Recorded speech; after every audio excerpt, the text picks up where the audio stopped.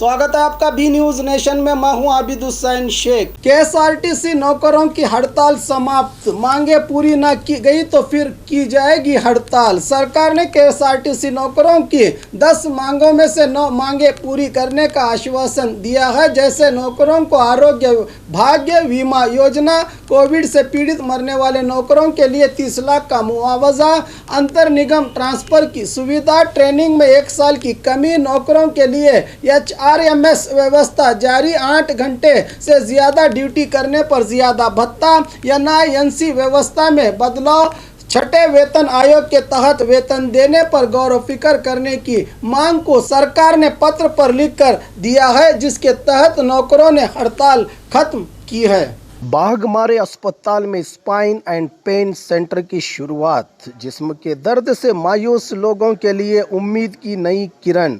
Intervention spine and pain physician के माहिर doctor Nazir Ahmed Kudligi MBBS MD FIPM करेंगे आपके मायूस बीमारी का उम्मीद से भरपूर इलाज।